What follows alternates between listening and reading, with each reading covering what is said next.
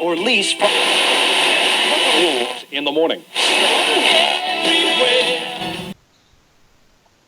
Welcome back to another episode of the B-Movie Bros.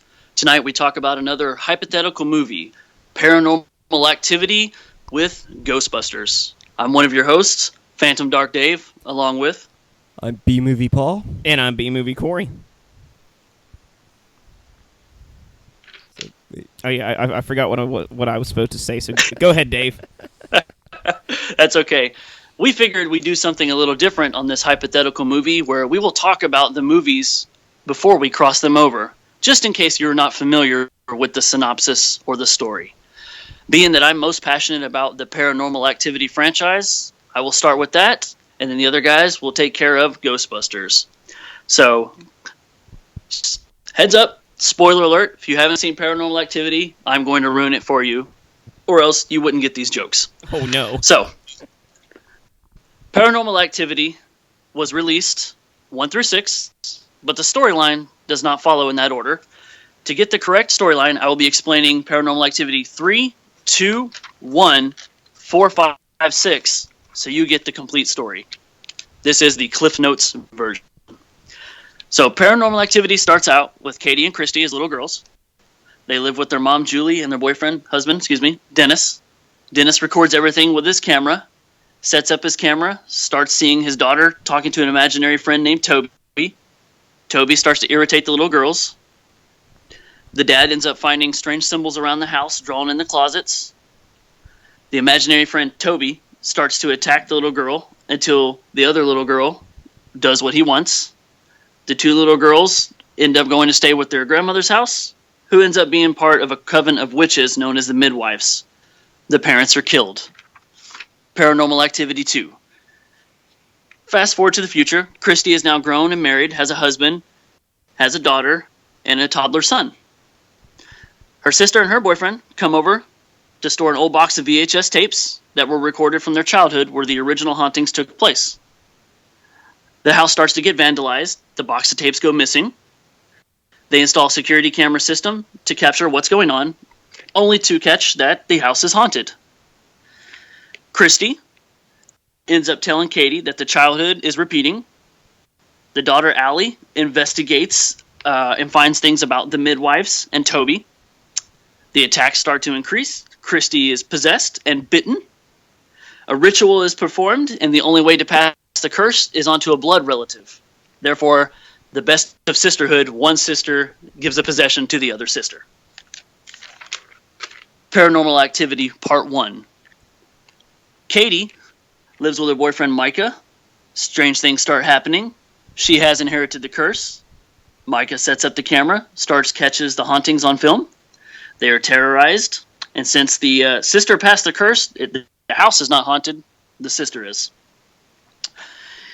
Katie is then bitten as well, possessed, kills Micah, and then, best part, this movie provides as a prequel to Part 2, even though it's a sequel in being Part 1. Daniel and Christy are killed. She steals the toddler son Hunter. Paranormal Activity 4. New character, Alex Nelson, teenage girl, lives with her mom and dad and their adopted brother Wyatt. Alex and her friend Ben become obsessed with the neighbors across the street. The mom across the street ends up going into hospitalization, leaving their only son to stay with the Nelsons. His name is Robbie. Robbie is a strange-ass, weird kid, about the same age as the adopted son, Wyatt. Toby shows up, starts mingling with the two boys, convinces them to come across the street. Robbie tells Wyatt his real name is actually Hunter, which he was the kid who was adopted. Ben is killed by the evil sister Katie, who shows up. Alex and her dad go across the street. The dad is dragged away. Alex is killed by Katie. Paranormal Activity 5, The Marked Ones. New character.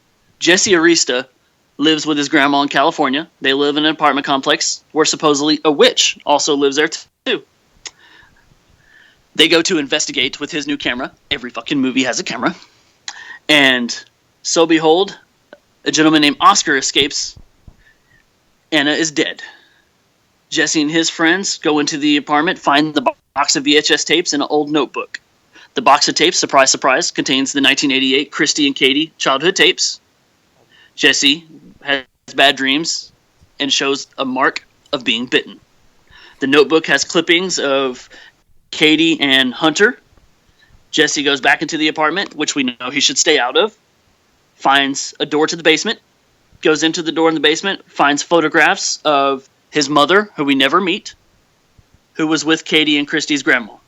That's how they tie the story in. Jesse, who is beyond demonic at this point, ends up attacking them, and the few friends are kidnapped and taken to the grandmother's house from the girls from the first one. In an attempt to find the friends, he goes over there, but what happens is there's a coven of witches. He's already demonic, so he chases his best friend. His best friend goes through kind of a gateway portal door. That door leads into the house of the very first movie where he sees Katie kill Micah. And then lastly, the final film, Paranormal Activity, The Marked Ones. The Ghost Dimension. New character, Ryan Fleege, his wife Emily, and their 8-year-old daughter Layla live in a house that just so happens to be a new house built where the original house built down, which was the house of the two little girls in the beginning. They find the VHS tapes and become obsessed with filming and watching what happened to the little girls. In the girls' bedroom, a dimension opens up. Toby comes through, basically kills everybody. Emily's the only one alive. She's the mom. She goes through the portal to get away from Toby, and sadly enough, she winds up in the house before it burns down, and Toby kills her. Toby walks away with the daughter. So, in those few minutes, I have explained the Paranormal Activity franchise. Little girl, haunted, grows up, people die. Who is Toby? The end. Is it Toby or Kunta Kinte? I'm going to have to go with Toby, but it would have been really epic if Toby had got up and been like, Kunta Kinte! Or Jeffrey LaForge. So, whatever. Jordy LaForge. Epic. So how about some Ghostbusters? You wanna fill me in on a little bit of Ghostbusters? Yeah, so we're just going to talk about the first Ghostbusters movie. So The only one that counts. picture modern-day New York City circa 1984. And you've got these 3 college professors who are parapsychology. They investigate the paranormal things, but nobody believes in this shit because it's the 80s, okay? Neon, hair metal, that's the kind of shit that matters, not fucking ghosts and goblins and all kinds of stuff. So they're a laughing stock. And they get kicked out of their department after they, try to prove that ghosts exist.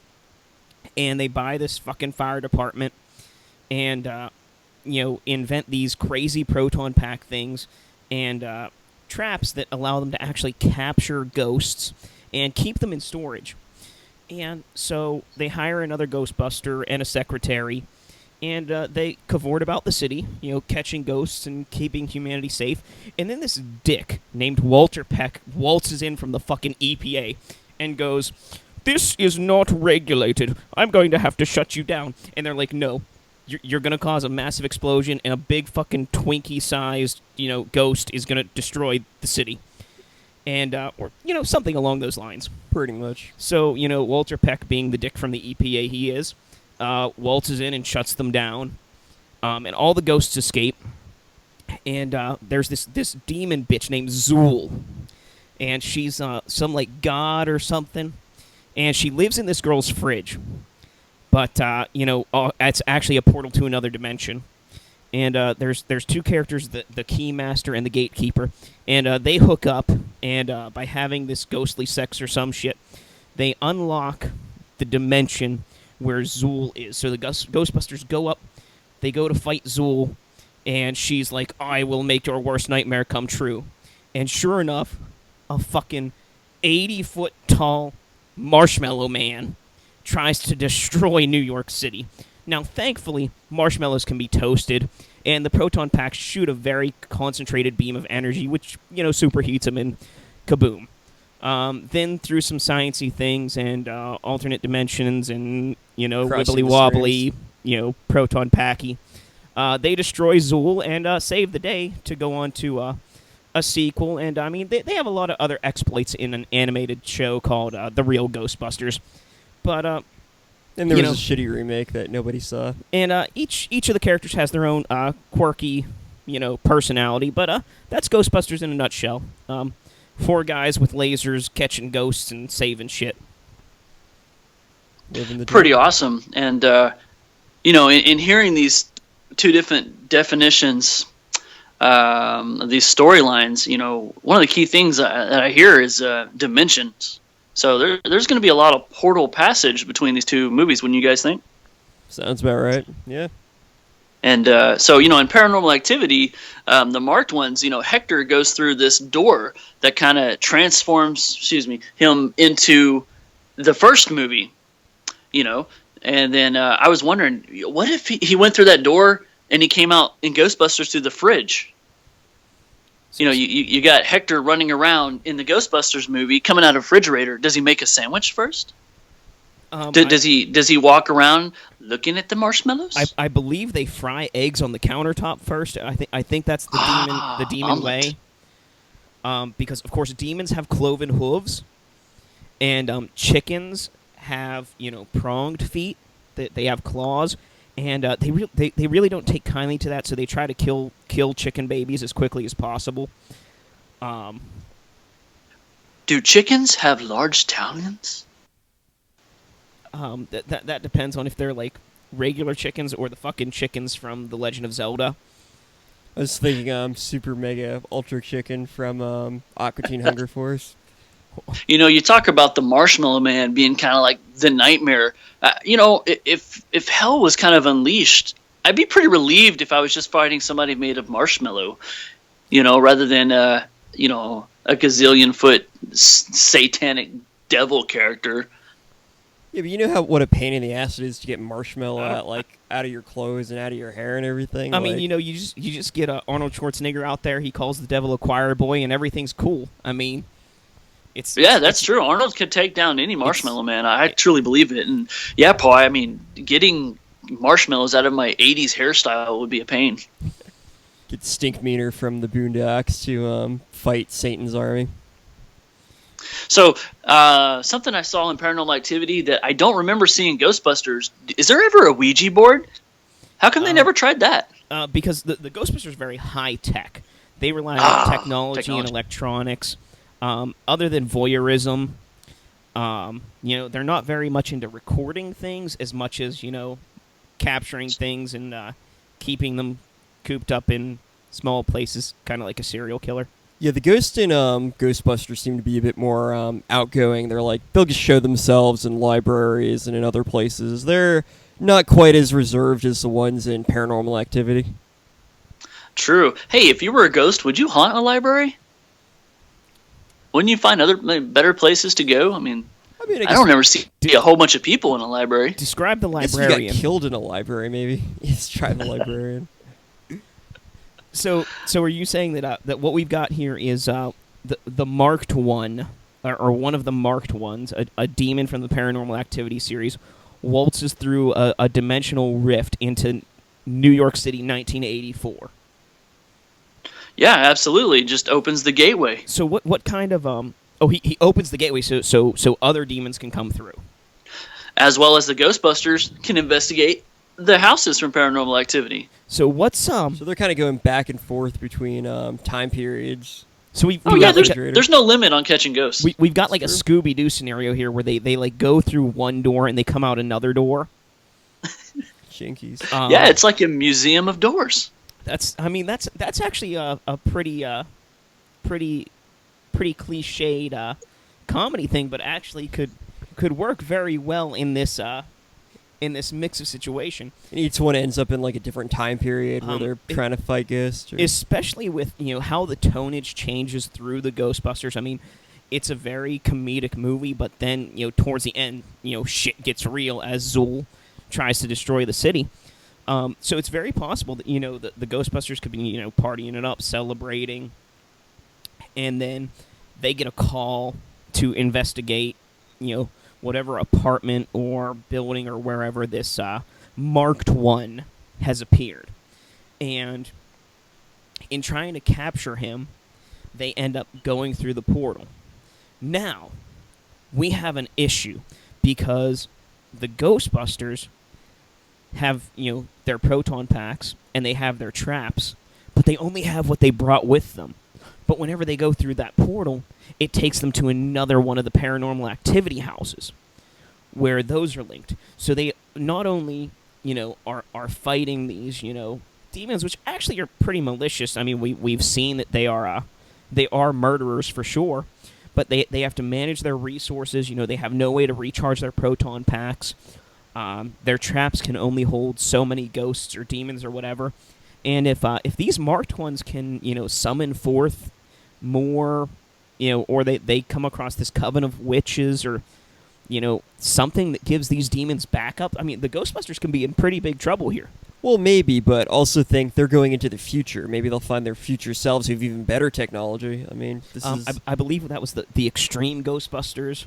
That was the culturally diverse cartoon where they had a girl in a wheelchair, a Latino man, a white guy, and a man of African descent as the Ghostbusters. Was that in the cartoon or something? Or? Yeah, it was a cartoon. It was called Extreme Ghostbusters. Extreme Ghostbusters. They had upgraded proton packs and stuff. The Ghostbusters. They were X. still being outfitted by Egon, but the other Ghostbusters had moved on to different things. Well, there you go. And they sometimes teamed up. They'll meet up with their more diverse group, armed with even better technology. I think they have a pretty good fighting chance. Like. So, Rick Moranis claims to be the gatekeeper? No, he is the key master. Oh, that's right. He's the key master. He's looking for the gatekeeper. That is correct. So, and key master, that to me that sounds a lot like Toby. So Rick Moranis is he's crossing over and terrorizing these little girls. Yeah. Looking for the key. I wonder if Zool and the marked ones maybe Zool was like their leader. Now they're pissed and they're going back in time to fight the Ghostbusters to get revenge. Oh yeah, Zool is definitely the leader of the demonic forces, the ghostly forces, and the witch coven. I totally believe it. And also, I mean, you when you've got that parallel universe door situation going on, I mean, just because one Ghostbuster goes through one door and ends up, in a certain place, doesn't mean they're all going to end up in the same place when they go through that same door. Exactly. So each Ghostbuster member can wind up in a different house and a different time period. And I'm thinking that throughout the course, I mean, this is going to take a darker tone, and at least one, if not multiple, of the Ghostbusters are going to lose their lives fighting this cadre of demons. I don't know. They defeated Zool, and I don't think that the other ones have anything on them. That was through teamwork. I mean, if you split them up, they are weaker individually. They can't cross the streams. But they're also meeting up with their future versions of each other. So you're saying there's Ghostbusters and then Ghostbuster doppelgangers, Paul? Well, I just mean since we're going to the future, we know that because of Ghostbusters Extreme, there are other Ghostbusters in the future that have better technology, but I think they'll be okay. Even if they end up in the past, maybe they'll find, a really super early Ghostbuster had, not as good of technology, but that could be at least better than what they had in Paranormal Activity, which is, basically just, but here's the problem what they had. with the Ghostbusters coming into the future. They don't have... They came from 1984. They're coming... What year does... the original Paranormal Activity take place? Number one. Number one, I think, actually was around the 2006 time. Okay, so at that time, now I don't know if you paid close enough attention, but do they have a house phone? I think because I'm gonna say they do, but I can't say for sure because that's around the time that a lot of switching over to people weren't having house phones, especially people that age. They now, just had their cell phone. When you say house phone, do you mean somebody that has a cell phone in the house? No, because I don't have this thing that you call a house phone. I mean a landline. So this is technology. Even though the Ghostbusters technology is advanced technology, this is technology that they have not seen or they don't know. So if they're looking they around haven't seen it, but I'm sure if they go to the firehouse, it's still there. They find the future. The future Ghostbusters. They're going through doors and they're getting transported to different dimensions.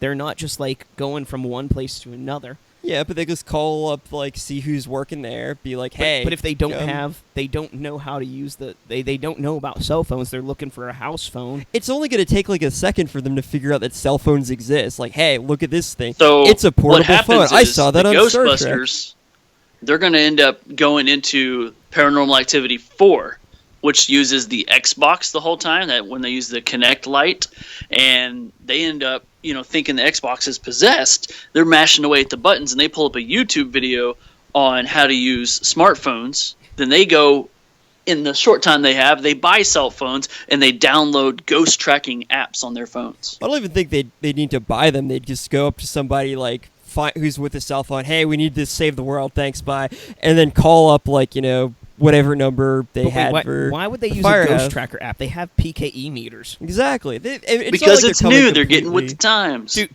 Ghost Tracker apps don't work. I know that.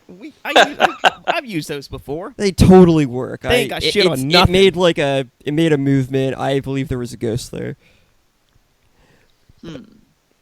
So okay, So I think they'll be in we'll come good to the shape conclusion that overall. They somehow managed to figure out how to use modern day phoning technology. It's not that hard. You can explain. I've explained how to use cell phones to like 90-year-old people, and they have trouble. But these guys are not that old. They'll be able to figure it out. Are you saying You Bill can learn Murray anything now from YouTube. doesn't use I a fixed cell my phone? washing machine I'm from saying YouTube. 1984 Bill Murray does not use a cell phone. I'm sure 1984 Bill Murray would be like, "Huh, I saw this in Star Trek, and it works just like what do you know, a phone."